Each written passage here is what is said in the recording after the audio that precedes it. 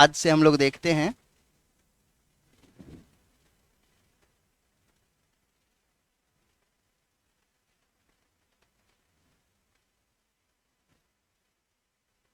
भारतीय अर्थव्यवस्था के सामाजिक आर्थिक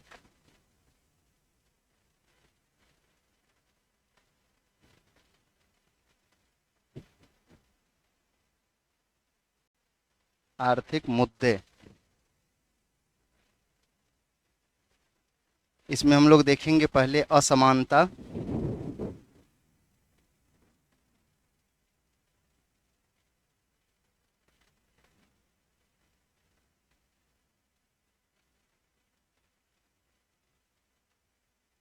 सेकंड देखेंगे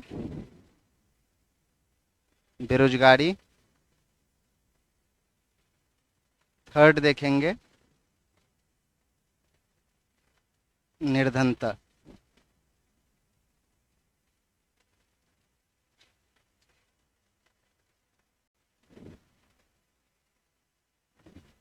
असमानता का सामान्य अर्थ है कि आय व्यय और संपत्ति के आधार पे समान न होना, असमान होना। ठीक है, यानी इनकम, एक्सपेंडिचर और एसेट्स यानी परिसंपत्ति। अच्छा, और असमानता के संबंध में, उसके संदर्भ में जो भी रिपोर्ट है अभी रिसेंट में 2023 में, ठीक है, तो उस रिपोर्ट में हम लोग देखेंगे कि इंडिया में अभी कितनी असमानताएं हैं, और वैश्विक संदर्भ में भी थोड़ा देख लेंगे। और करेंट का डाटा रहेगा तो मेंस के आंसर राइटिंग में आप लोगों को क्या होगा, थोड़ी सुविधा होगी, यानी थोड़ी सी मदद मिलेगी, राइट।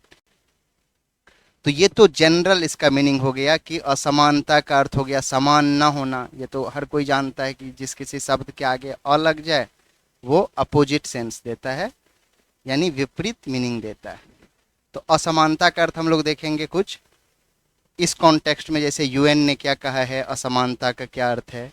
ठीक है, वैश्विक लेवल पर यदि कोई अर्थशास्त्री ने कुछ असमानता के लिए कुछ कहा है तो उसे देखेंगे। आप समझ पा रहे हैं? आपकी कुछ क्लासेज मिस हुई हुए, ठीक है, फर्स्ट डे है ना आज आपका, तो कुछ क्लासेज मिस हुई है, वो फिर ये रोटेट होगा ना, तो फिर आप आ जाओगे, या बीच में कभी हम लोग यदि एडिशनल क्लास लेंगे तो टोटल आपको करवा दिया जाएगा। अभी हम लोग स्टार्ट ही किए हैं, ठीक है। और कुछ आप लोगों की क्वेरी बताइए, और कुछ पूछना है आप लोगों को, बताइए कुछ भी, कुछ भी मतलब अर्थव्यवस्था के संदर्भ में। आईआर के संदर्भ में मत पूछ लेना भैया कि इंडिया यूएस का क्या चल रहा है, इंडिया यूके का क्या चल रहा है ना, ठीक है। तो बताइए कुछ।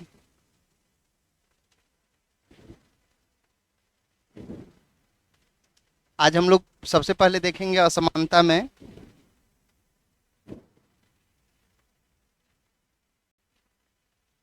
ये हम लोगों का टॉपिक है असमानता यानी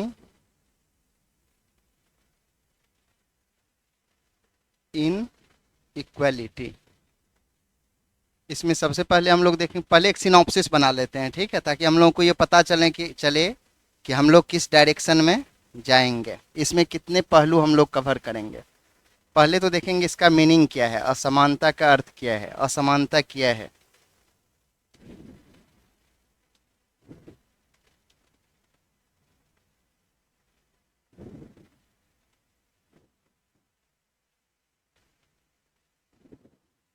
असमानता कई एक तरह के होते हैं, जैसे आर्थिक असमानता होती है, सामाजिक असमानता होती है, राजनीतिक असमानता होती है, धार्मिक असमानता होती है, लैंगिक असमानताएं होती हैं। लेकिन बहुत तरह की होती हैं इनइक्वालिटी, डिफरेंट डिफरेंट ग्राउंड पे। यहाँ हम लोग मूल चर्चा करेंगे, मूल बिंदु पर रहेंगे आर्थिक असमानता, क्योंकि हम लोग भारतीय अर्थव्यवस्था में चल रहे हैं बिहार के संदर्भ में। ठीक है, तो आर्थिक असमानता का महत्व देखेंगे।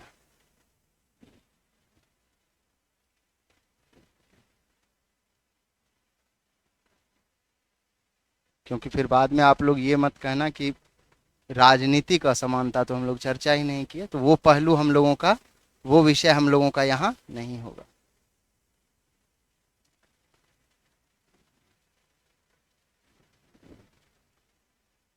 नेक्स्ट होगा आर्थिक असमानता का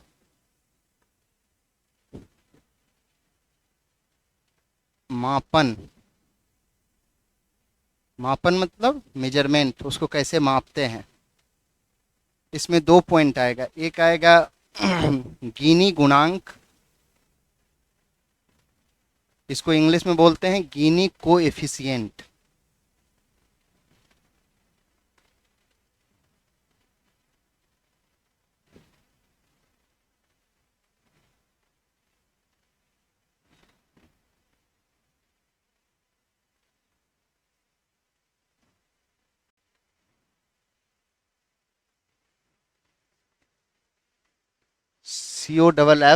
COFFICIENT, गिनी कोएफिशिएंट, गिनी गुणांक बोलते हैं हिंदी में। और एक हो जाएगा पाल्मा अनुपात, पाल्मा रेशियो।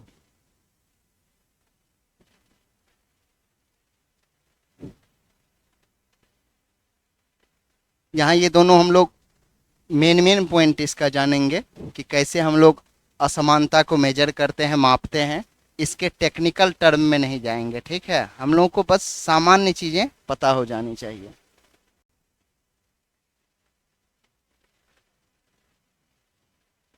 नेक्स्ट हो जाएगा असमानता का कारण क्या है। असमानता के कारण रीजन्स क्या क्या हैं।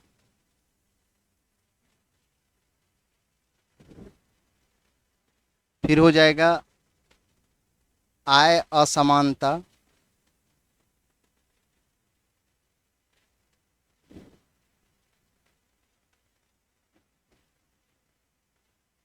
से निपटने हेतु किए गए उपाय, यानी असमानता से निपटने के लिए क्या क्या मेजर्स लिए गए हैं, क्या क्या उपाय किए गए हैं।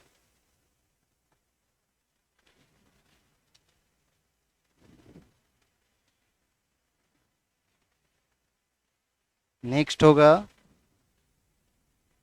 असमानता को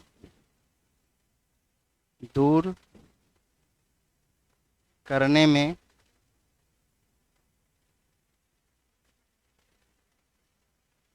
आने वाली चुनौतियां, क्या क्या चैलेंजेज हैं।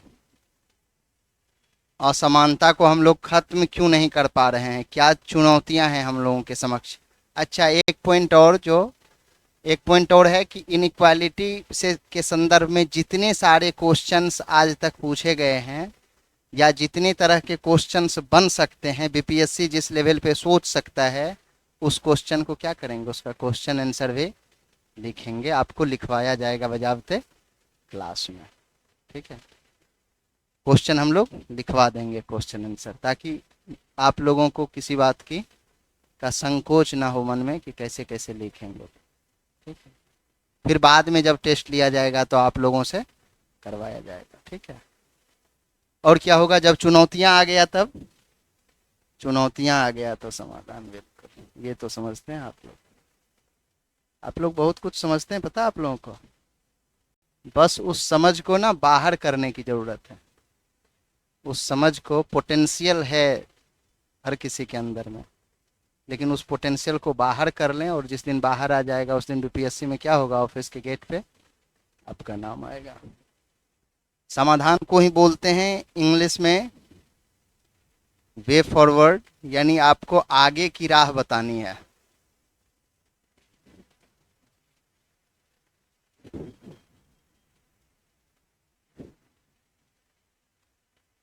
वे फॉरवर्ड यानी चुनौती, आगे की राह क्या होगी। चुनौती तो ये है मेरे पास, ठीक है, तो उसका समाधान क्या होगा।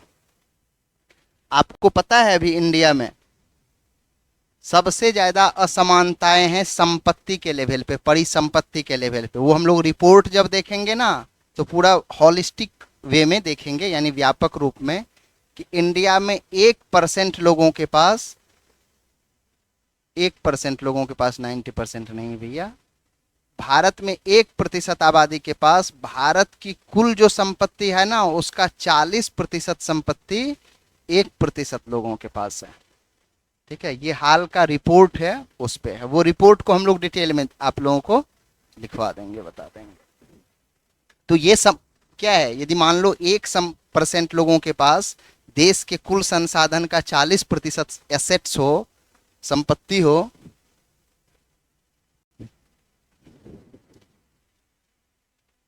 एसेट्स हो, संपत्ति हो, तो ये क्या होगा, असमानता ही होगी ना।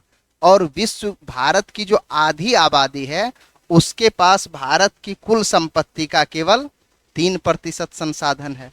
तो ये क्या है, असमानता है। तब आपको पता चलेगा जब आप उस रिपोर्ट को देखोगे।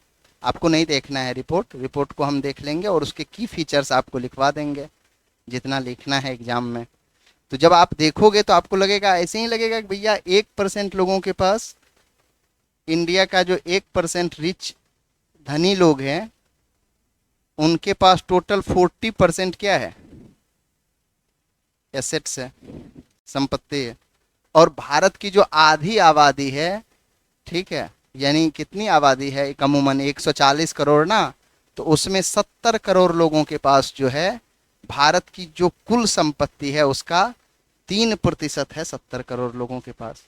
तो इससे इसका आशय है, यानी हम लोग आगे लिखेंगे कि बहुत सारे लोग हैं हमारे देश में जो मूलभूत आवश्यकता से भी क्या है, वंचित है। यानी वो लोग रोटी कपड़ा मकान के लिए भी जद्दोजहद की जिंदगी जी रहे हैं।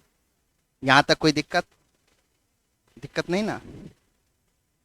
एक फ्रांस के अर्थशास्त्री हुए थॉमस पिकेटी, उन्होंने कहा, ऐसे ही देख लेते हैं थोड़ा बहुत, उन्होंने कहा कि विकास असमानता जो है विकास के लिए कुछ हद तक जरूरी है, ठीक है, लेकिन यदि असमानता व्यापक लेवल पे हो जाएगी, यदि ज़्यादातर लेवल पे हो जाएगी, अधिकतर हो जाएगी, तो फिर वही क्या करेगा, उस विकास को अवरुद्ध करेगा। राइट, ये लिख लीजिए, आप लोग लिख सकते हैं यदि लिखना चाहे तो। थॉमस पिकेटी ने कहा है, थॉमस पिकेटी के अनुसार विकास करने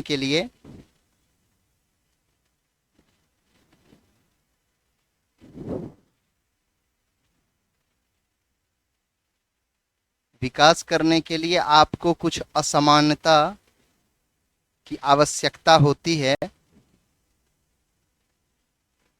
परंतु अत्यधिक असमानता न केवल व्यर्थ है बल्कि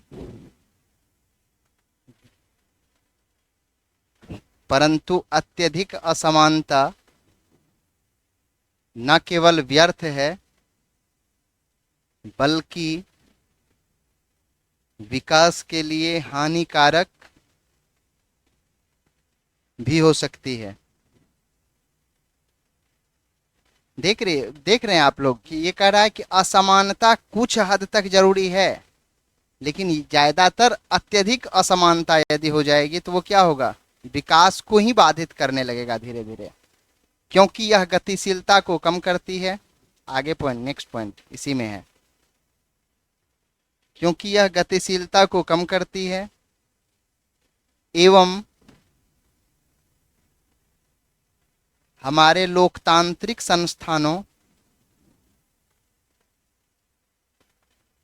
क्योंकि यह गतिशीलता को कम करती है एवं हमारे लोकतांत्रिक संस्थानों को राजनीतिक रूप से अधिग्रहित किए जाने, अधिग्रहित मतलब एक्विजिशन, अधिग्रहण कर लेना,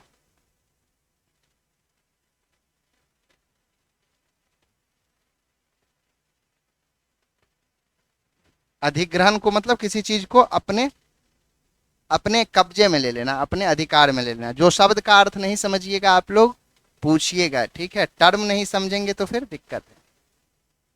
वैसे मैं समझाऊंगा, मैं हर पॉइंट को मेरी कोशिश रहेगी कि एड्रेस करते चलो। क्योंकि यह गतिशीलता को कम करती है एवं हमारे लोकतांत्रिक संस्थानों को राजनीतिक रूप से अधिग्रहित किए जाने की स्थिति उत्पन्न कर सकती है।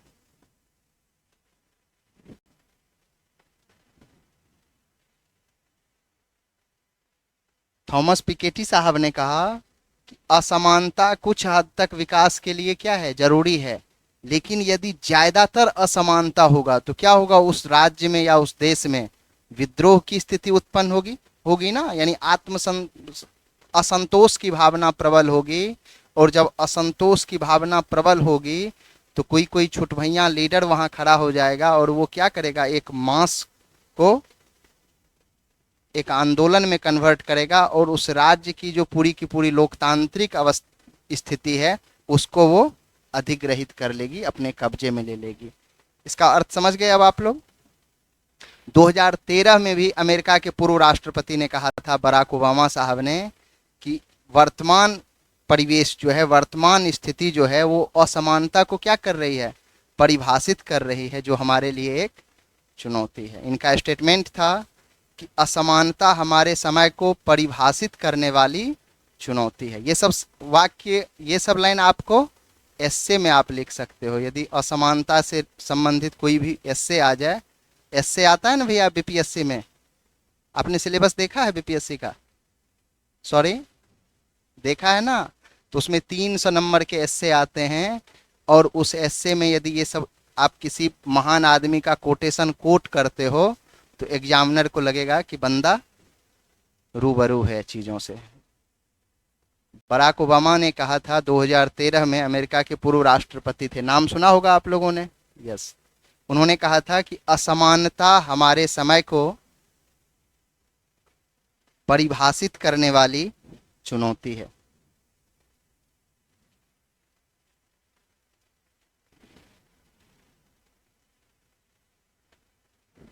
असमानता हमारे समय को परिभाषित करने वाली चुनौती।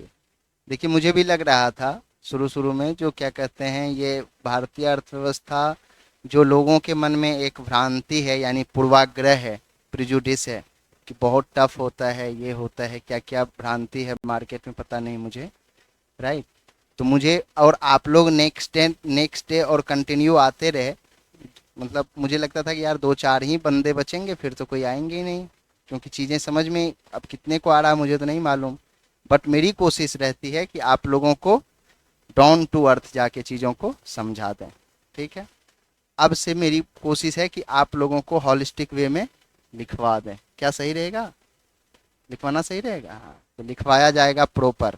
और जो इससे पहले जो डिस्कस किए हैं फर्स्ट चैप्टर को हम लोगों ने, कौन सा टॉपिक था वो, अर्थव्यवस्था की विशेषताएं, उसमें केवल आप लोगों ने पॉइंट फॉर्म में लिखा है ना, तो डिटेल में लिखवा देंगे, ठीक है। कभी समय मिल जाएगा एक्स्ट्रा तो लिखवा दें, सॉरी, हाँ, जब आप लोग आदेश कर देंगे उस दिन लिखवा देंगे, राइट। चलिए अब हम लोग आ जाते हैं मुद्दे पे। अब लिखते हैं असमानता का अर्थ।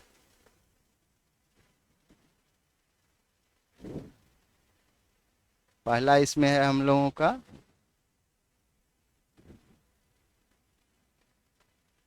असमानता का अर्थ या असमानता क्या है।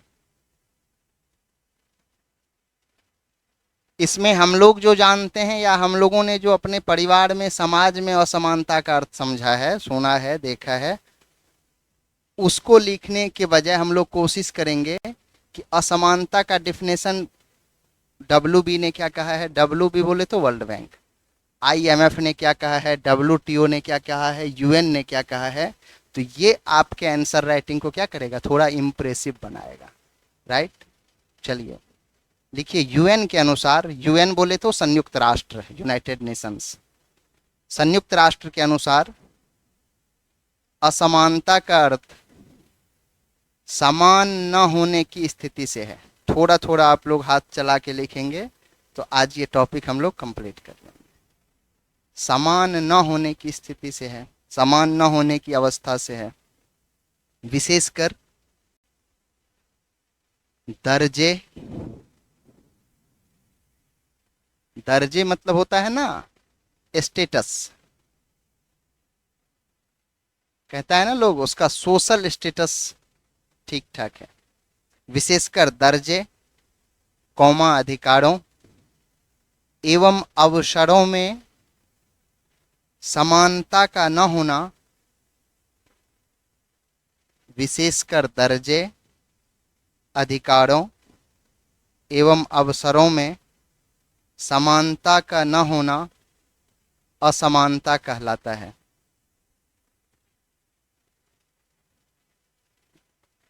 अभी असमानता का अर्थ ही चल रहा है, इसी में लिखिए विकास का सिद्धांत काफी हद तक जीवन स्तर में असमानताओं से संबंधित रहा है। विकास का सिद्धांत काफी हद तक जीवन स्तर में असमानताओं से संबंधित रहा है, जैसे आय,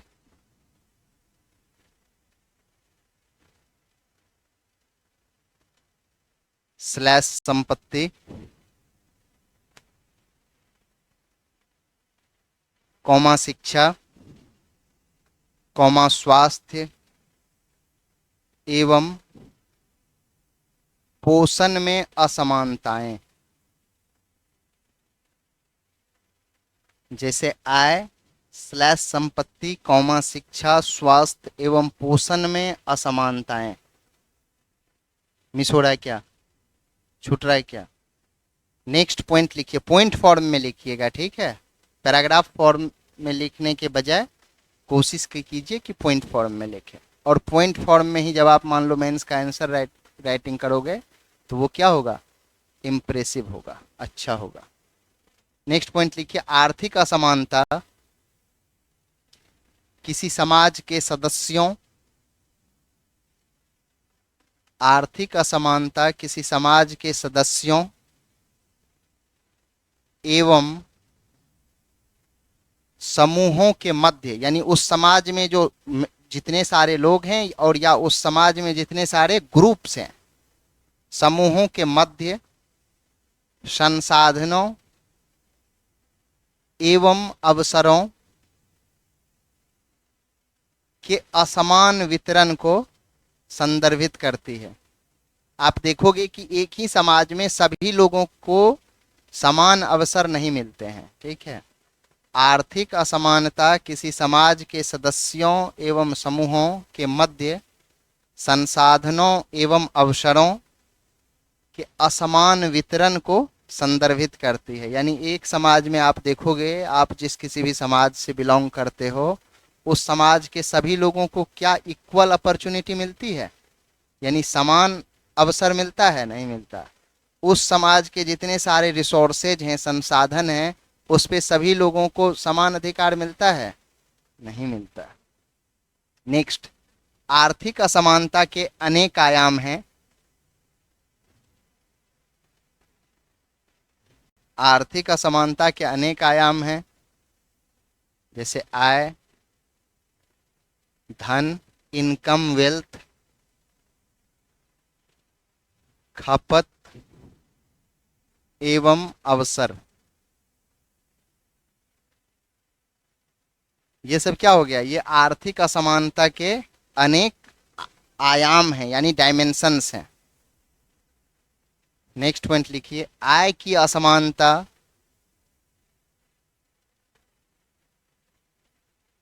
आय की असमानता वह सीमा है,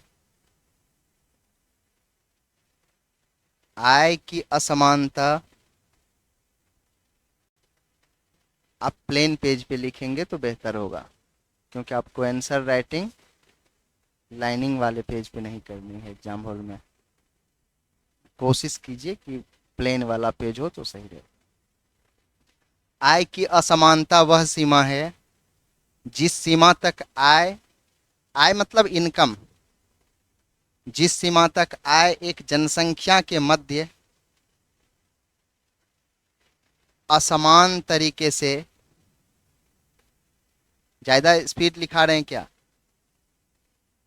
आय की असमानता वह सीमा है जिस सीमा तक आय एक जनसंख्या के मध्य असमान तरीके से वितरित की जाती है।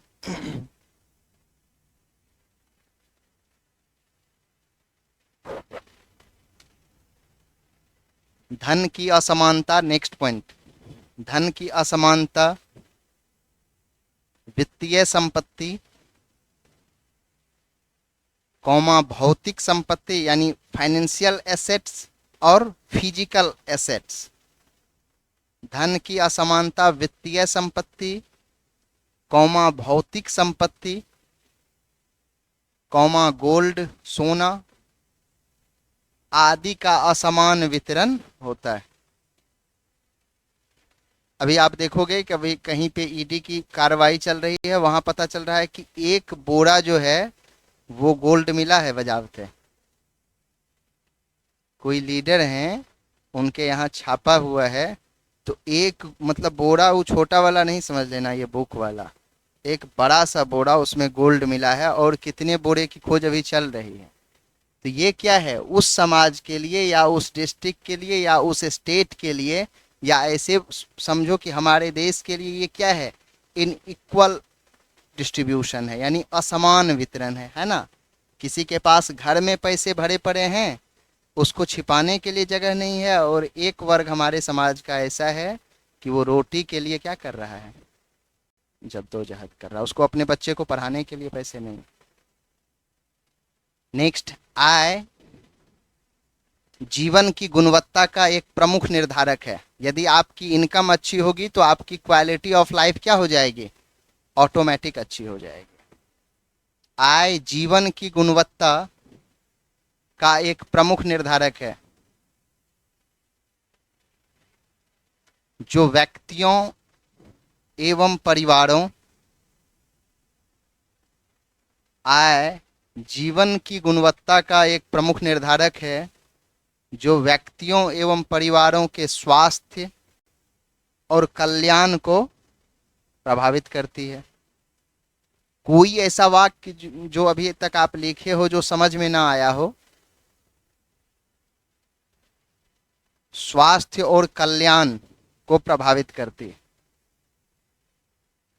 अभी तक जितना आप लिखे हो, कोई वाक्य जो समझ में ना आए, सिंपल सेंटेंस है, जिसका अर्थ ना समझ में आए पूछिएगा, ठीक है। जो टफ मुझे लगेगा तो वो मैं खुद एक्सप्लेन कर दूंगा। आय की असमानता, नेक्स्ट पॉइंट। क्या मिस हो गया क्या आपका?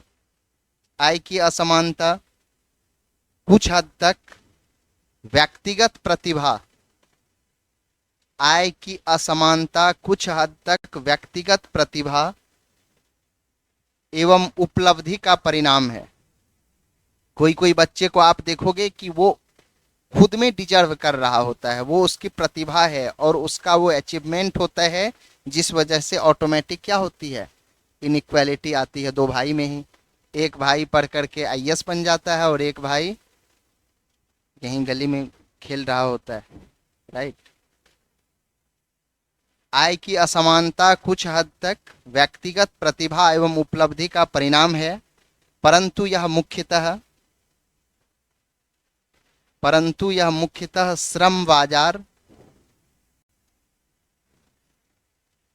श्रम बाजार यानी लेबर मार्केट, परंतु श्रम बाजार, कौमा भेदभाव डिस्क्रिमिनेशन, कौमा संस्थागत जातिवाद एवं पितृसत्तात्मक व्यवस्था,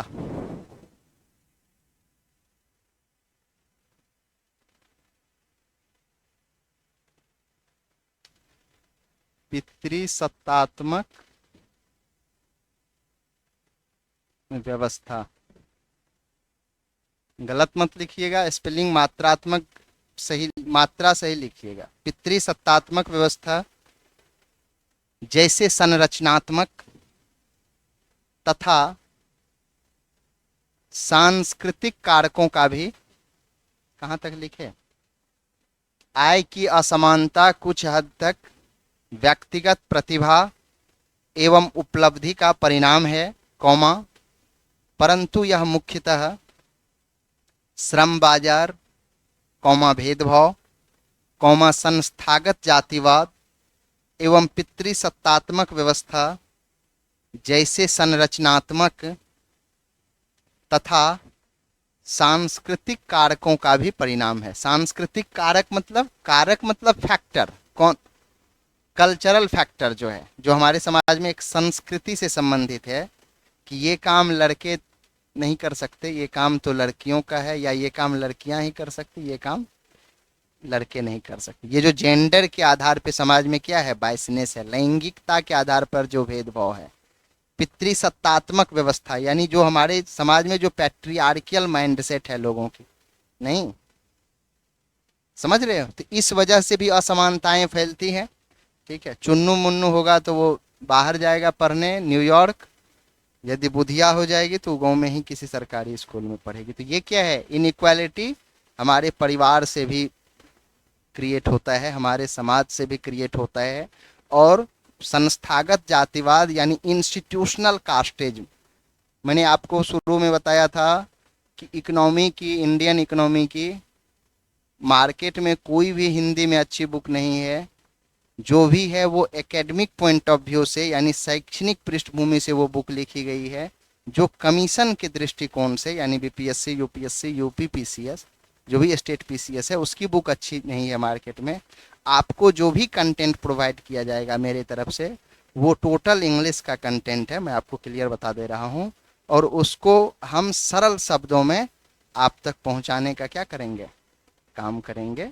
और मेरी कोशिश रहेगी कि आप लोग सामान्य चीज़ों को समझें अच्छे से, ताकि कोई भी बायसनेस ना हो कि इंग्लिश वाले बच्चे इस सब्जेक्ट में आपसे लीड ले लें।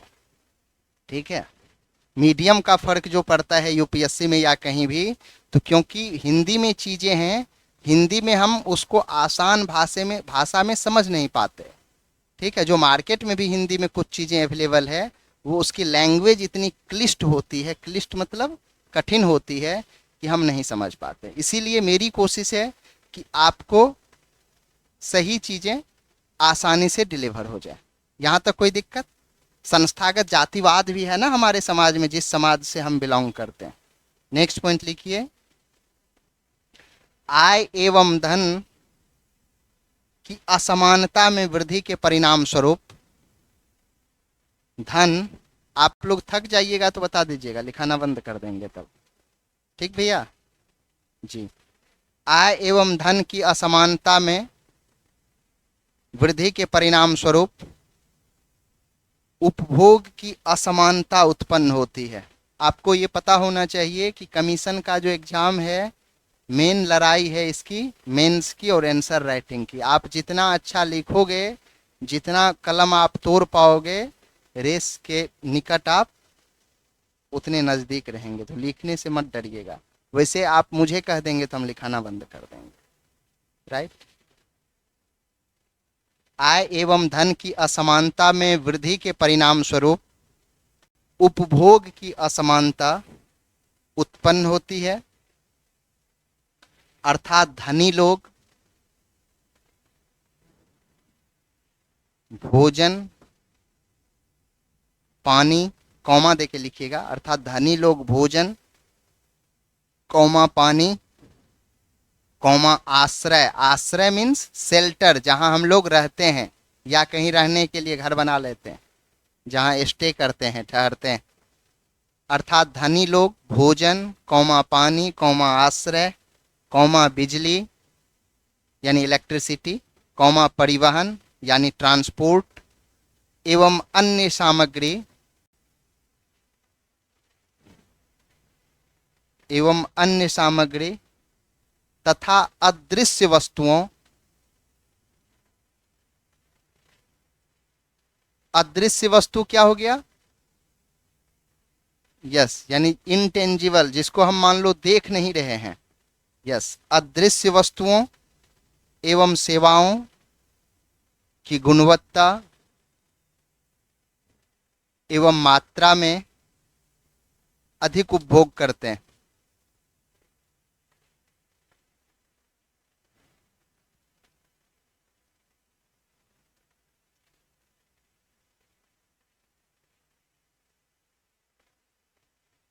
अब आप देखोगे कि असमानता के संदर्भ में उसके जितने सारे व्यापक पहलू हो सकते हैं, ये जितने, ये टोटल असमानता का अर्थ ही चल रहा है इसमें से यदि एक दो भी पॉइंट फॉर्म में ही लिखे हैं ना आप लोग, तो एक दो पॉइंट भी यदि याद रह जाए, याद ही रखना है। पढ़ने का मतलब है कि चीज़ें आपको कंठाग्र होनी चाहिए, याद होनी चाहिए, आपके टंग पे होनी चाहिए। तो वो यदि याद हो जाए, एक दो पॉइंट भी आप लिख दोगे तो फिर दूसरे से बेहतर आप कर ही लोगे।